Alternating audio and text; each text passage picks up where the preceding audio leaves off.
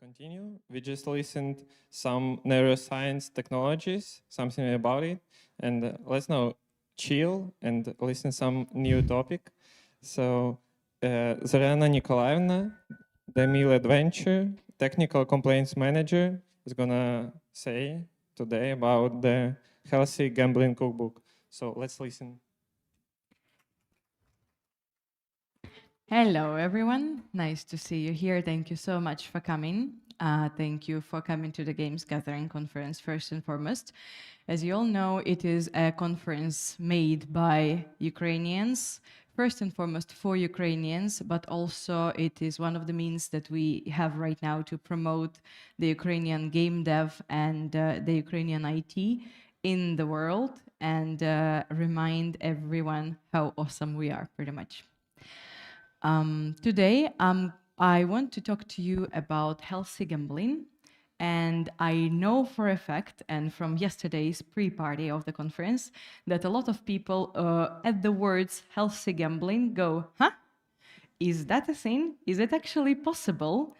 I do declare it is possible. I do declare healthy gambling is a thing. It does exist, and it exists with the efforts of everyone, pretty much.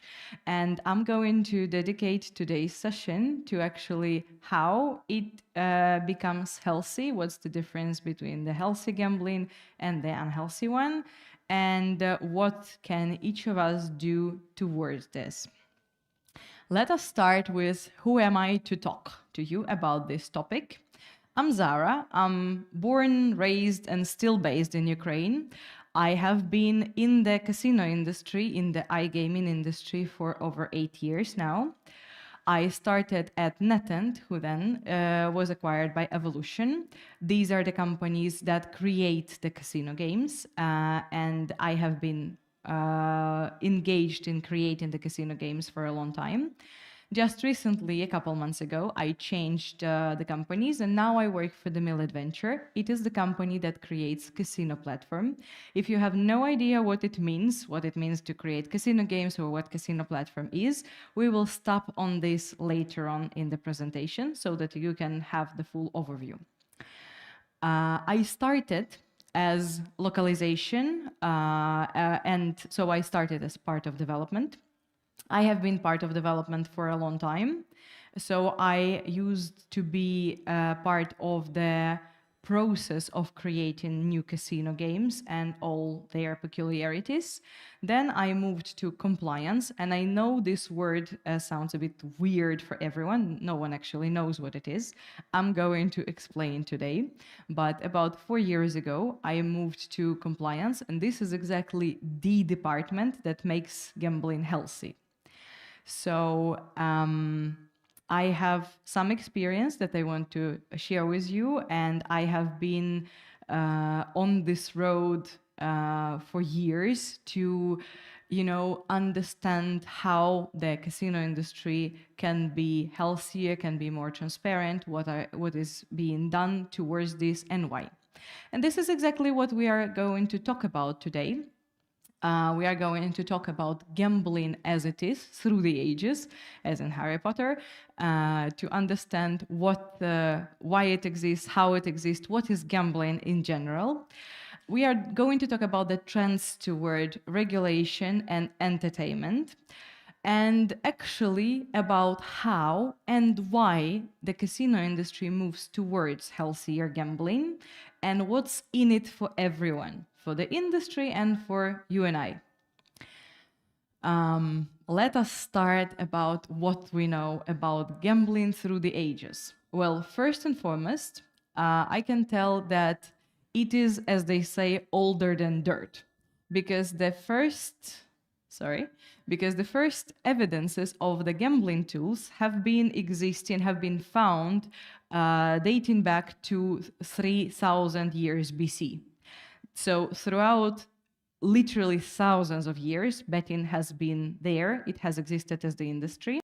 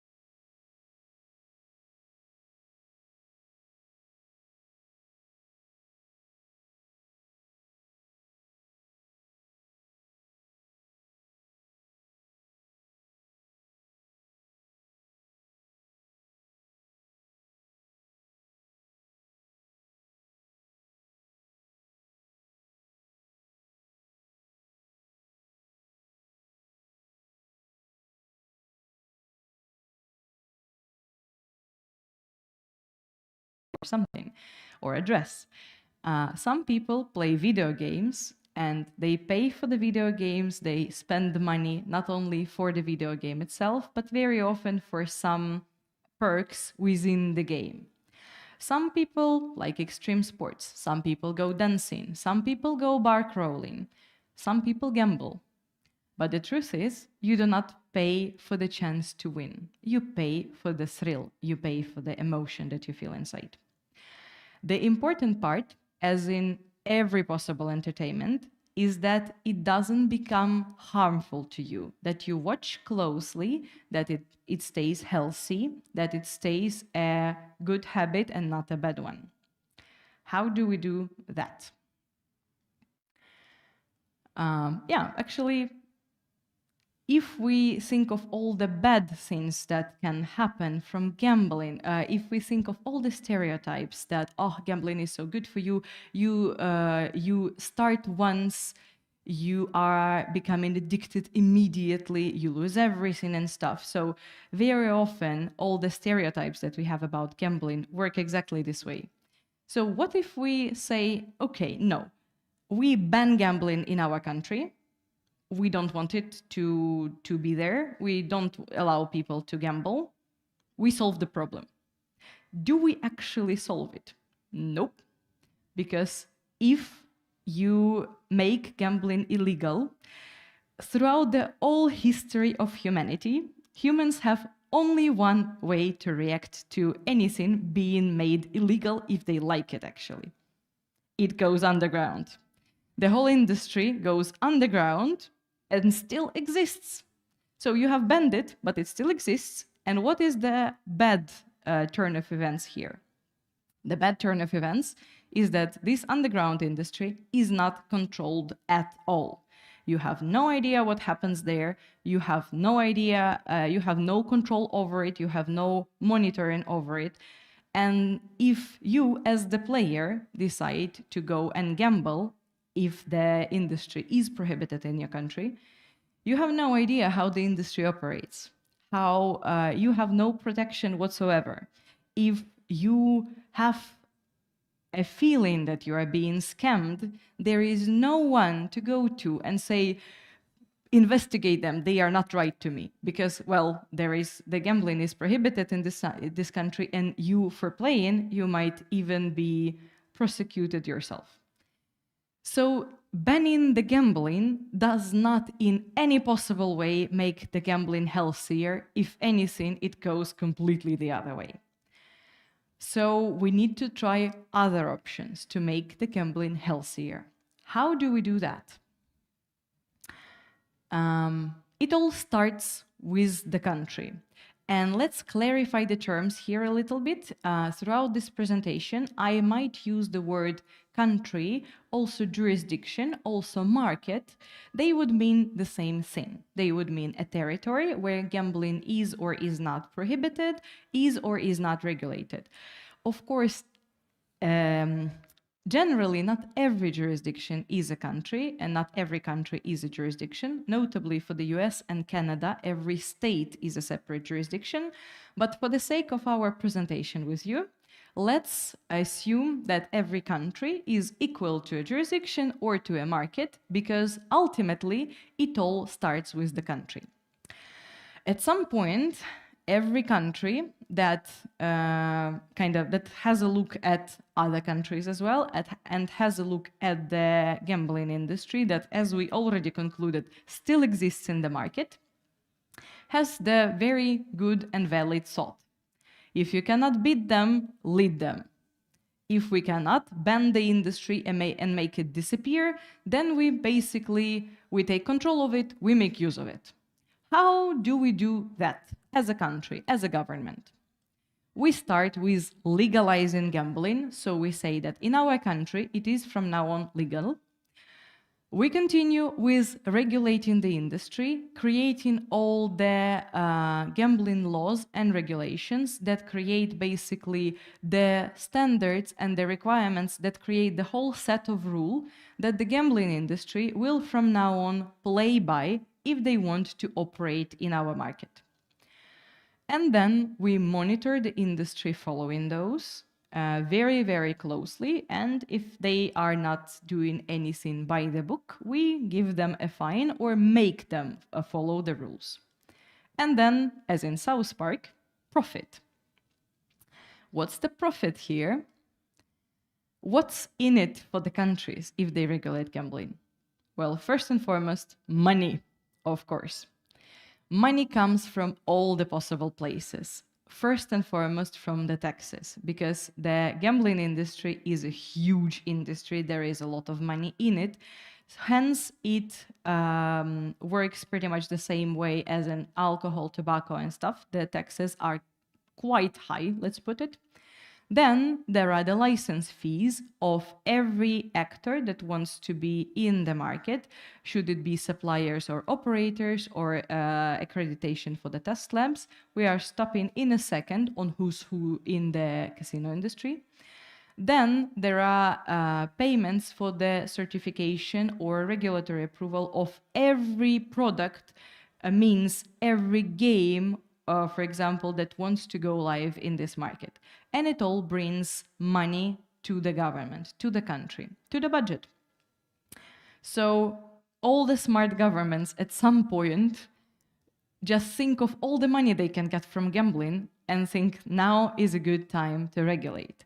And of course, they have a look at the other countries. For example, in Europe, it's the common trend right now that more and more countries regulate because, again, they look at each other, they see each other's experience, they see that other countries have regulated gambling already and they are making quite a lot of money of it, and more countries as well.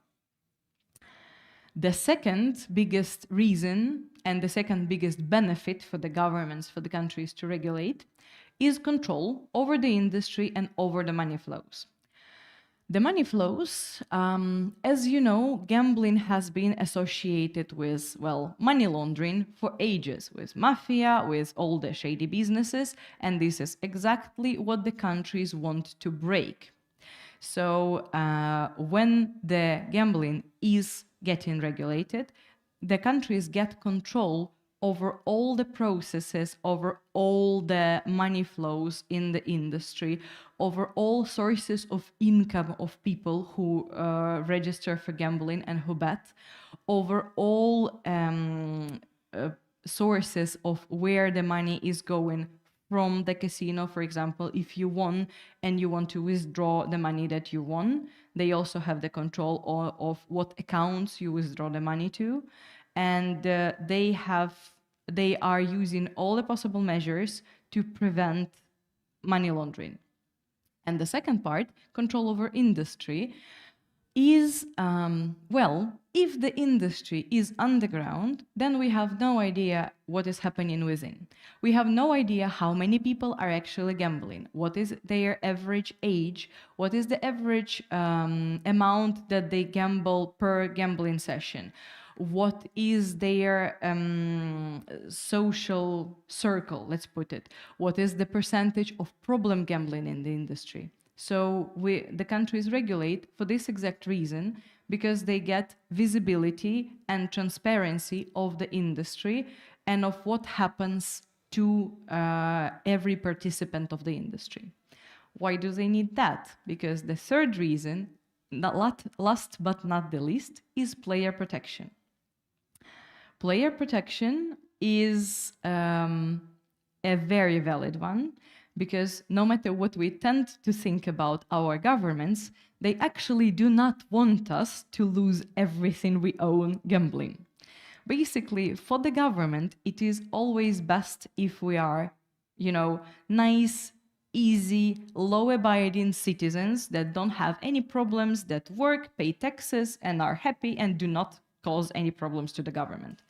And for these, they need to make sure that our gambling stays healthy and does not become a problem.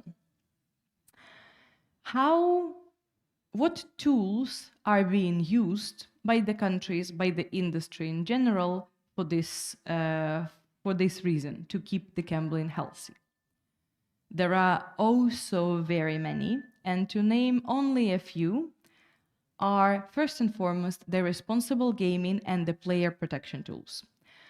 Let's start with the self-exclusion systems and reality checks. What does it mean? It means that even if you have registered as the player to play with the casino, at any point you can self-exclude from the casino industry in general. So you can go to a self-service portal, you can enter your name, and you say, I want to not be allowed to play casino games for a certain amount of time. For example, it can be for a month, it can be for a year, it can be indefinitely, if you see the signs of problem gambling in yourself. And yes, it does work for the physical casinos as well in the industry, because your name would be in a register, and every time that you would try and go into a physical casino, they would check your documents and say, okay, you are not allowed, you're in the register, please go home and engage in some other form of entertainment. Besides this, you also get the reality checks. It is mainly for the iGaming industry. You are reminded every umpteen minutes that you have been playing for this amount of time, you have bet this amount of money, you have lost this amount of money. Are you sure you want to continue playing? This is made for the player protection. Besides this, we also have the limits, as in session limits, so how much time you are allowed to play during the day, deposit or bet limit, so how much time you are allowed to deposit onto your gaming account or bet in the games throughout the day, week, or months, and also the win limit in some jurisdictions. Some of those you can impose on yourself. Some of those are imposed, like the win limit, are imposed on you by the government. You also have the help files and localization in the games that are describing in excruciating detail all the information about how the game works, how the features work, how does it pay, so you know what you can expect. Also, you have a very strong problem gambling monitoring. In every actor in the gambling industry, there must be a special team dedicated to problem gambling monitoring. And if they see, so like a third party basically sees in you a sign of problem gambling, they will initiate a procedure to ask you to reconsider or to consider seeking help. Also, and it is a very important one, there is a minimum RTP limit in the majority of jurisdictions. Now, what is RTP? RTP stands for return to player, or theoretical return to player, which means the part of the total amount you bet, all the players bet, that the game pays back to the players over a certain amount of time, or over a certain amount of game rounds. And it is very important here to understand that the RTP is calculated on the very large number of game rounds, starting with 1 million usually. And the RTP usually is shown in percentage. So for example, if the RTP of a game is 94%, it means that over 1 million rounds, 94% of what you have bet of all the total amount wagered in a game will be paid back to the players, meaning will be won. What are those 6%? The 6% are the house edge. So this is the money that the casino is getting from the game. And yes, every casino game has the house edge. This is how the casino is making money. This is how this business operates. So the majority of jurisdictions have the minimum RTP limit, and mainly it is not allowed to be lower than 90%.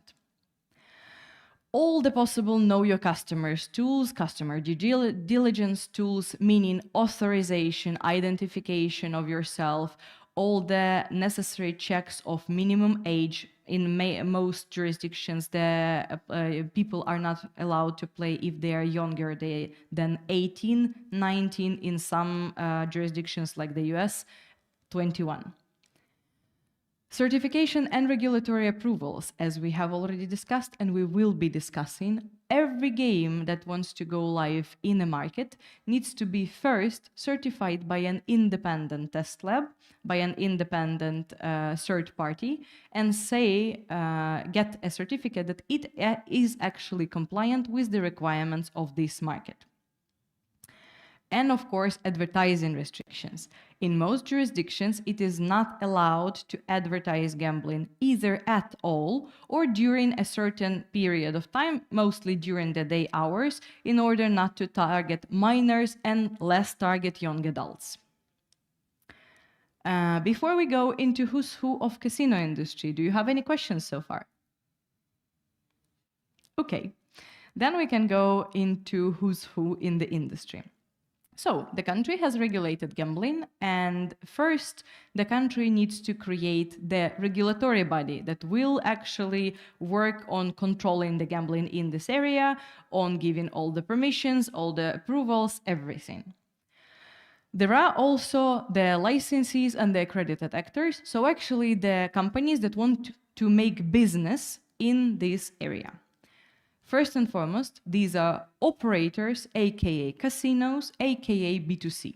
These are the ones we all know. These are the ones that you come to either in person or through the digital means to play your games. They usually do not create the games themselves. They quite often they don't create anything themselves. They just operate as the casino. So they use the providers, aka suppliers, aka B2B. The providers create the games themselves of all the vast variety. They also create software or hardware RNG. What is RNG? RNG is random number generator, so it is actually something that is behind the game. It is something that creates the math model of the game and that defines the outcome of every game round that you do. The RNG can be hardware, so like for example the roulette wheel, can be software, only a program, and can be combination of the two. For example, say a roulette game with the RNG multiplier that you can get on every game round. And there is also platform providers. This is something that the company that I work for now does. It is basically everything that is not a game, but is behind the casino. All the player registration, the transactions, the risk payment and fraud tools, whatever it is part of the casino platform. Besides this, we also have accredited testing labs, aka ATLs. These are the third-party companies that get accreditation from the country to certify the products, the casino products in this jurisdiction. They can be international, so like a big company that gets an accreditation in every new market, or they can be local if the government feels like paving their own path and only creating their own local lab to allow to certify, test and certify for them. So now that we understand who is who in the industry, of course there are more subjects in the industry, but these are the main ones that we need to understand for the purpose of this discussion. Now, what does the industry do to make the gambling healthy? They usually, for example, a new country regulates and they think, oh, we are going to get there and go make the business there. But usually what happens is this. Before you can go into a country and make the business there, you need to make sure that you are compliant with the requirements of this country, and you make sure that you are allowed by the regulator to do business there. For example, what steps do we need to do as, say, a casino operator? First and foremost, we need to go to the regulator and say, we want to make business in this country. Could you please allow us? So obtain a business or a license for this or an accreditation. Of course, the regulator doesn't do it very easily. They want to test us very thoroughly and investigate us very thoroughly in the first part. and only if they deem that we do comply with all the rules and regulations, they will give us the license. To comply with the rules and regulations, we need to actually make sure that we implement all the requirements of all the jurisdictions. Usually it is not a very fast process because it just so happens that mainly when we are creating software, and in gaming it happens as well, we are creating software following our inner sense of what is right. And then we have created something, we have created a structure, a system, it works perfectly, and then comes a new jurisdiction, and they say, okay, in your system you must have this, this, this, and this, do you have it? And we say, we will have it in a while, give us time, and we start developing. Besides this, we need to implement all the login and reporting, because as we have discussed previously, transparency is something that the governments want a lot, and they want us to create the reporting system for basically everything that happens within the casino, with all the players, with all the transactions, with basically every event logged and reported regularly. If we do not do this, well, we are in breach of compliance. Also, we need to undergo the certification and audits by the test labs, as we have already discussed. We also need to do the information security and change management procedures. What is this? This is actually something that is super important for healthy gambling. All the games that get certified, all the programs and software and hardware R&D that get certified, is certified with a version control. So in your certificate, you actually know what is the version of the software or hardware that is certified. And if you make any changes to it, the version changes. And the government are watching very closely that the version on production is the same as you have certified. So basically, the change management procedure is making sure that you notify the regulator, you notify the country every time you change anything in the code or anything in your casino setup. Why is it so important for healthy gambling? Because it makes sure that once the game or any part of the casino industry is certified and compliant, you cannot rig anything. We will get to that later in the stereotypes and myths overview, but it makes sure that the games cannot be rigged, not in your favor. And then profit. If we do all that, we get the license, we get all the certificates, and we can operate in the market. What's the profit for them? Well, first and foremost, it's money, of course, because the majority of money comes in the industry from the regulated markets. From the regulated markets.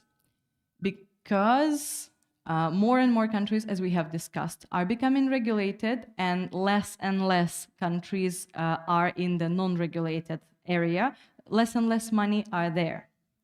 Besides this, it is also fighting the social stigmas. So if we, as the industry, are being compliant, are being healthy, are keeping everything top-notch, it means that we can promote gambling a little bit more as a healthy form of entertainment, which I am doing today. As a healthy form of entertainment, and we are fighting the social stigmas of gambling as something, terrible, unhealthy, untransparent and stuff. Why is it good for us? Because, well, it poses an additional challenge to the industry, but it is also good for the industry because it helps us keep in focus on the right thing, on the experience that we create for the player, on being transparent, on player protection, on player safety, on keeping the industry safe and free of any allegations about money laundering, for example. Because ultimately, same as, for example, in the gaming, as in video games industry, the players pay for the experience. They do not pay, to win money, to get their money back. They are paying for the thrill, for the experience. And if we are keeping the focus on the right thing, it helps us create the best experiences for the players. But what's in it for the players? Yes, every one of you and I.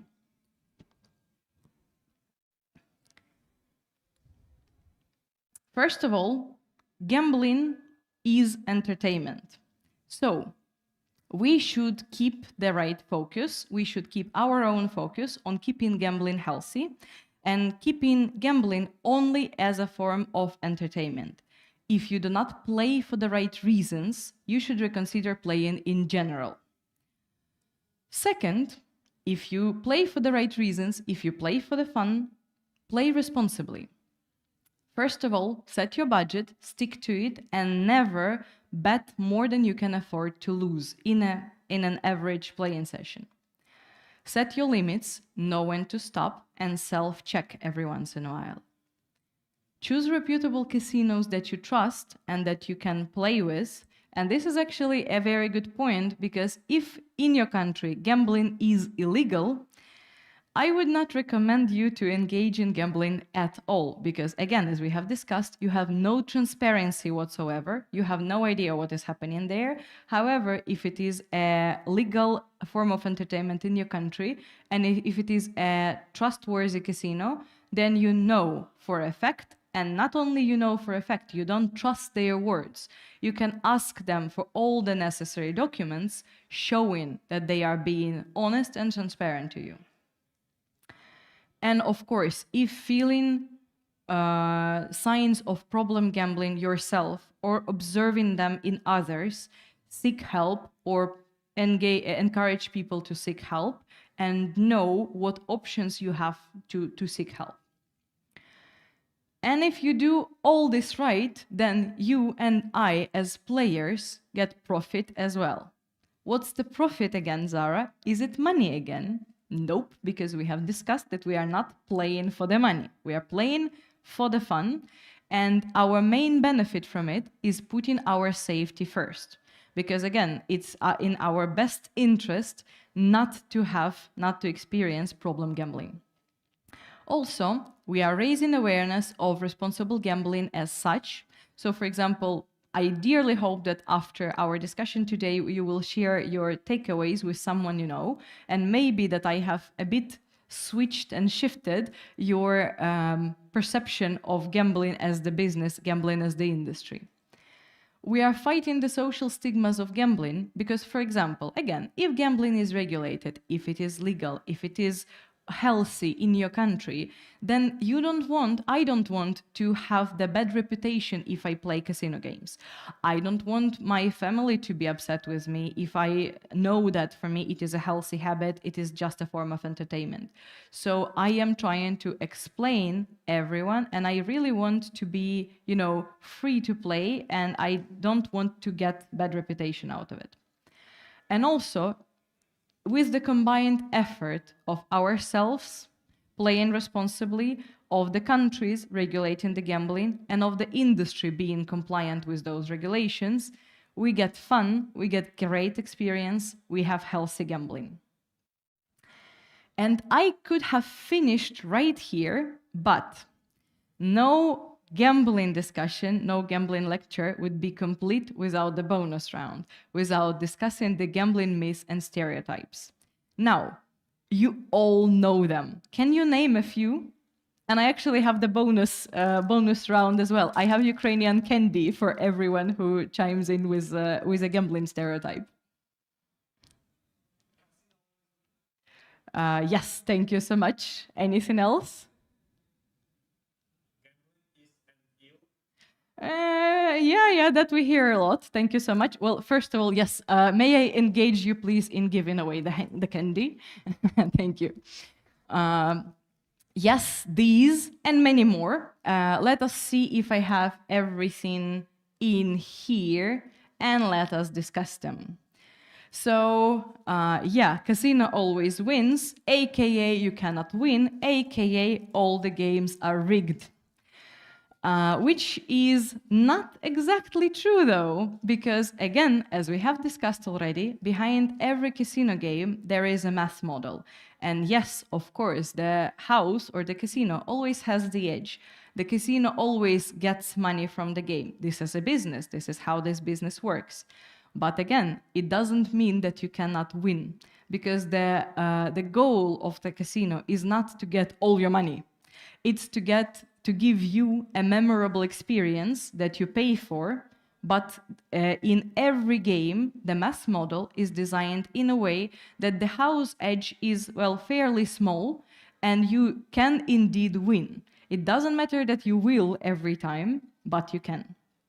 Another one that I like, luck be a lady tonight, is that a lot of people who gamble have this habit or rituals that they believe help them win. I don't know, kiss a cross every time that you come to a casino, or blow on the dice for luck, or something like this. The truth is, what we believe is luck is actually math. Behind every game, as we are discussing, there is a math model that is defining the outcome of every game round. No matter what you do, no matter what rituals you have, you cannot impact those. But I'm smart, I have a system, I know a way to win. Well, again, coming back to the math model, the majority of casino games are pure game of chance. They do not involve any element of skill. So no matter what you do, you cannot impact the outcome. Same as in I'm due a win if I haven't had one in a while, aka the gambler's fallacy. For some reason, many people believe that the outcomes of the previous game rounds are somehow impacting the next ones, which is not exactly true, because all games of chance are genuinely random, and no matter what were the outcomes of your last 10 or 1,000 game rounds, the next one you cannot predict. The previous ones do not impact the next one. RTP is literal.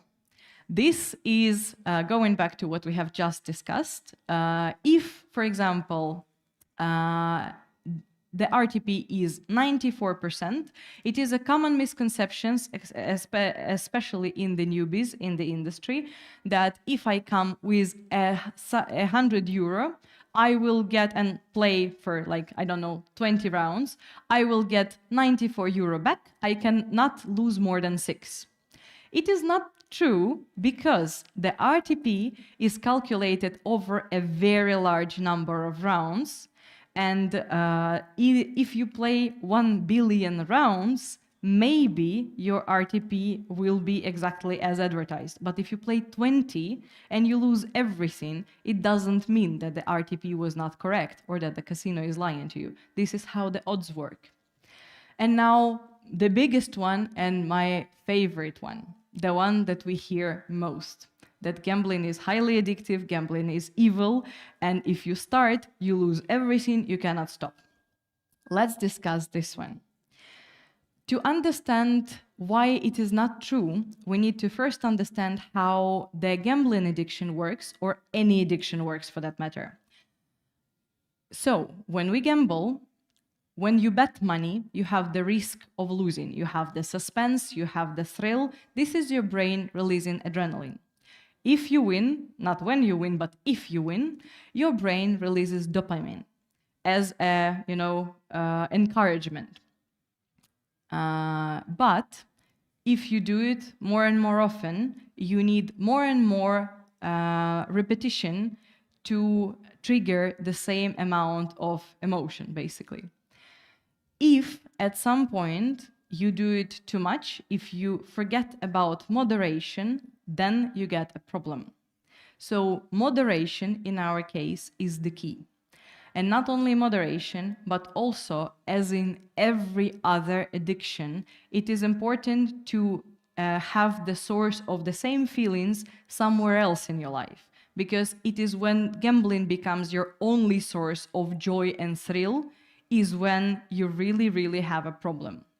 So it is important to play responsibly, to self-check, to self-evaluate every time, and to seek help and to be alerted whenever you see that it stops being healthy for you and starts being harmful. Of course, there are many more myths and stereotypes, but I have covered just the most popular ones. And yeah, let's recap what we have discussed today.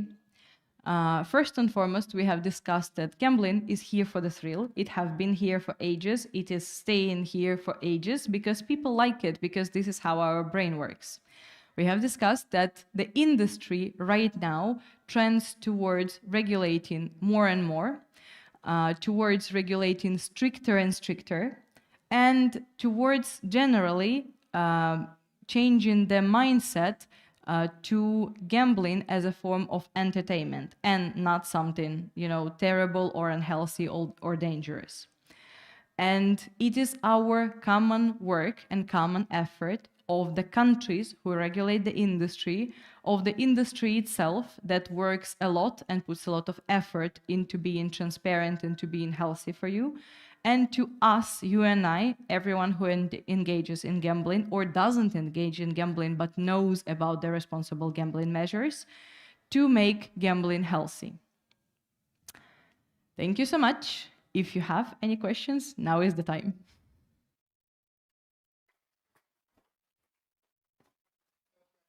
Yep.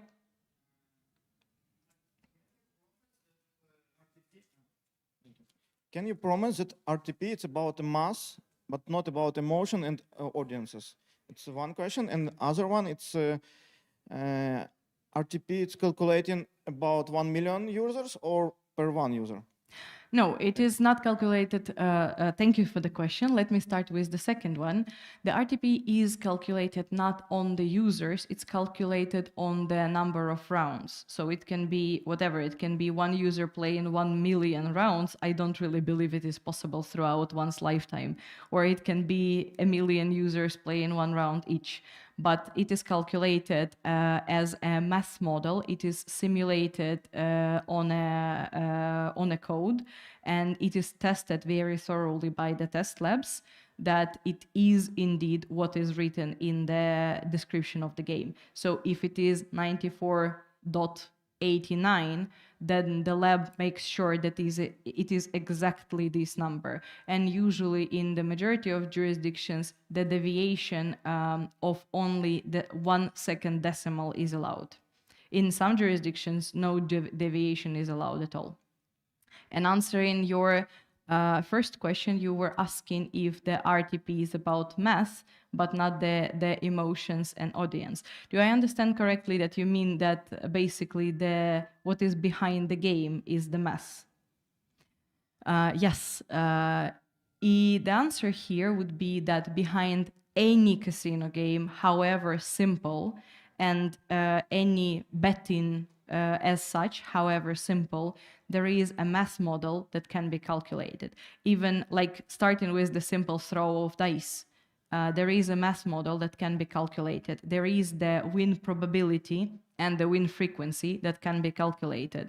And it depends on the industry, on the market to allow or not allow certain games. Because, for example, to name the first thing that comes to mind, in Sweden or in some other jurisdictions, the games are allowed to be on the market, like, for example, video slots. So when you get 3 or 5 or 4 symbols in a line, they are allowed, and many more games are allowed. But, for example, lotteries are reserved only to the state. So you can only play the lotteries done by the state. And it is up to the industry to think how fine they are with a certain game, with a certain probability on the market. Some markets, for example, do not allow some of the games, like only allow video slots, but not live games, etc. Have I answered your question, or would you like to clarify?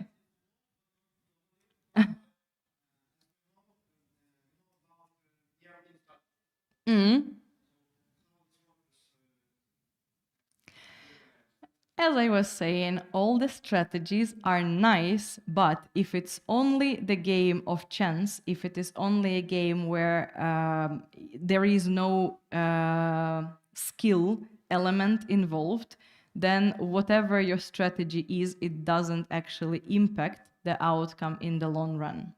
And let me be very clear here. It means that whatever the strategy is, the outcome is still random of every new game round, and that the RTP is still as advertised. Some other questions?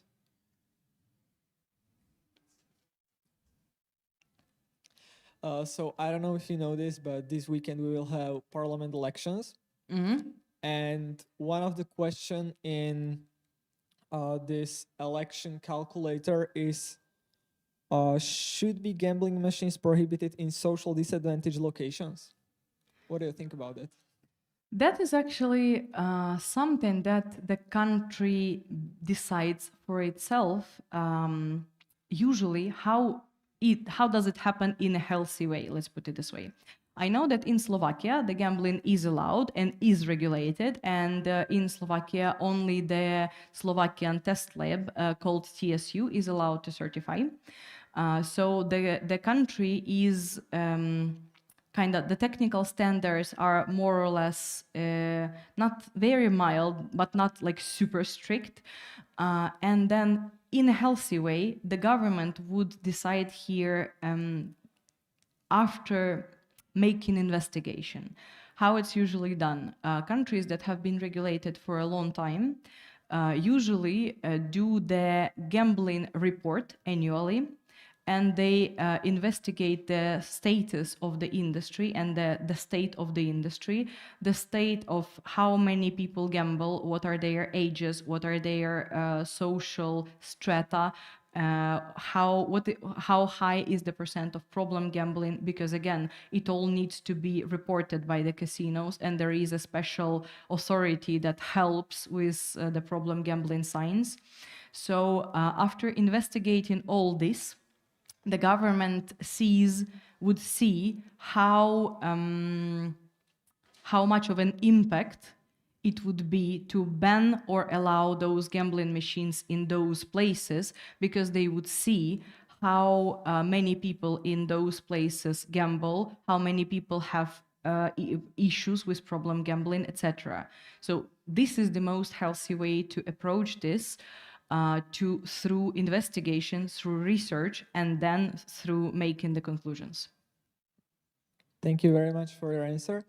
And the second thing I want to ask, it's more of a harder to even say, but you mentioned a couple of times that gambling or healthy gambling is about the thrill, but and it's not about the money, but most of the times the thrill is based on if you win or lose money. So isn't it like kind of The point is that you still, not only you get the thrill of if you win or lose money, of course you get that, but honestly, we gamble not even for the emotion of winning something, first and foremost, because we know that we have a chance to lose. And we gamble for this risk that you have.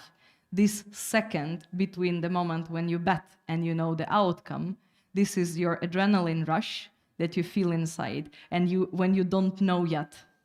And this is the emotion that people gamble for, because they want to feel this butterfly in the stomach, you know. But besides this, and it is very important for me to emphasize, we don't play only for this emotion, because with every year, the casino industry wants to offer you the experience. They want to, if you have, they want you to have the nice music. If you go to a physical casino, then it's all the possible entertainment there. So you are kept high on emotions, that you have something to remember besides just, you know, betting your money and going. If it is digital, then you have all the possible music, graphics, win presentation. You have all the possible outside of game experiences as well. For example, you have the tournaments where you play the same games, but at the same time you participate in a tournament and you compete with others. And actually it's like you don't do anything to compete. It's the game of chance, but still there is the competition element that adds to our, excitement and thrill. There is, for example, quite a recent thing is the bet pool, where a person, it started with streamers, and now it can be like any company. For example, you gather friends at home, you do the bet pool, and then one person plays the game and the others cheer, and basically the winnings are given proportionally to the amount of the money that you put in the pool. So the casino industry comes with more and more ways to excite you, to create the experience for you outside of just, here's your money, here's your outcome, here, you lose, you win, go, like next.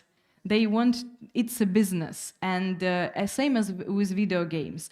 Every year we want more and more. Every year we want, we expect more from the games to actually, pay for a game on Steam and spend your very precious time of your life playing it.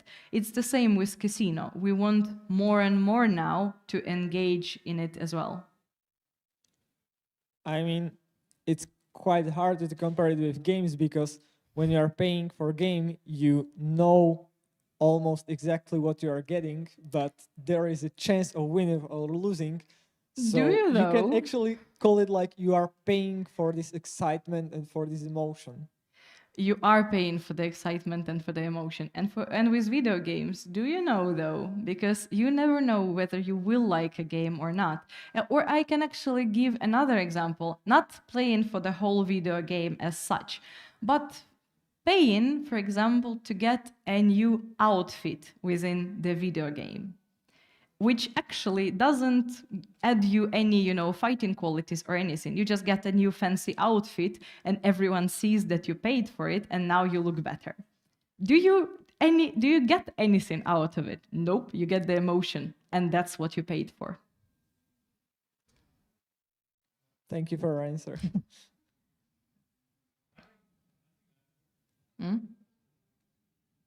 Well, if I bet something on CSGO, like the casino website or whatever, I think I want to win something, right? I want to gain something of it. So it's not really like I want some kind of emotion, I want to make something of it. So it's not like I'm playing for emotion. If I do it once a month or so, I want to get something of it. If you talk about skins or something, yeah, it doesn't give you anything. It looks better. It's just like showing yourself, and it's not. I don't think it's the same as betting or casinos, right? It's not the same, of course. Yeah, so you can buy a ticket from Bratislava to Košice, and you can get like a nice new train, empty train with air conditioning and so. Or you can get like a full train of students. Everyone is sweaty, so you'll pay the same price, but you're paying for the way there. There is a chance it will be air conditioned, and there is a chance it will be full. So I believe, well, it's not a casino as well, but Well, casino is kind of unique in what it is. Otherwise, yes, exactly. No other experience is the same as casino. But you play not for the win, you play for the chance to win. So when you go to a casino, if it is healthy gambling, if you go to a casino, you know that you have a chance to lose, that you can win, that you can lose, that you can basically, you go to a casino with a certain amount of money on your budget, that you kind of agree to yourself before you even go, before you even bet, okay, this amount of money I can lose today, and you are fine with this. Of course you want to win, of course. I want to win myself, like every time I do whatever. Every time we go on games gathering and we register with the stands, with the booths of companies, and we, fill a form or something, we hope that we will win in the end. Even though we don't bet any money, it is a gift draw, but we still want to win something. This is how our brain works. But it doesn't mean that we are here only for the win. We understand that, okay, we have a chance, maybe someone else wins, well, definitely someone else wins, but if I win, I will be happier. If I don't win, at least I had an experience. It was fun. Yeah, okay. I believe everyone has a different opinion about it, but okay, I get it. Thank you. Casino is quite a controversial topic indeed. And can I ask one question? If we are talking about its experience, it's the fun, and not exactly the money we won or etc., then what's the difference between like competitive games? Because some competitive games you don't have to pay them; they are free. You still have the thrill of winning and losing. Yes, of course, some of them are more based on skill, player skills. But I suppose if you make a casino game and it's free, it's kind of the same, but isn't it like more healthy version because you don't have to spend money, or there's no chance that you will get addicted and lose all your money? And this is called social casino. And yes, it does exist, and you could say that it is healthier, but let's look at it in a bit larger perspective. You do not bet their money, yes, but you are not getting much in return either. So some people might say that it is less thrill for them. That like, okay, what's the point of playing if I cannot risk anything, if I don't risk losing, if I don't risk winning, if I don't have a chance to win. That all depends on the emotion that you are chasing. Because yes, some games, like the addiction is not exactly about chasing the win only. It is about chasing this emotion. And if, for example, I can give you an example from outside the casino industry where people get kind of addicted to video games and play in days without leaving the apartment, without taking a shower, eating only pizza, and their families are quite unhappy with them, let me tell you that. What's the difference here? They probably they don't lose money, but then again, they are paying for the games, do not forget that part. They are not losing money, they are not winning money either, but they are still not doing the very healthy lifestyle though. Yeah, definitely. Addiction is an addiction, yeah. So can't do much about Casino that. is just another form of it. And again, it is very important for me to remind here that any possible form of entertainment that you do, anyone can become harmful to you if you don't self-check every once in a while. Because again, there are shopaholics that have 300 pairs of shoes and do not, and actually if you only think of it, how much money they spend on those shoes that they might never ever have even worn, it is also quite a trouble. So any form of entertainment and relaxing can be a problem for you if you let it. But so we just have to keep close attention on what we do, how we do it, and do not let it be harmful to us. Yeah, definitely agree, and thank you. Thank you. Yay! Thanks a lot. Now it's gonna be a 1 hour break, coffee break. And to conclude with, gamble is actually everywhere.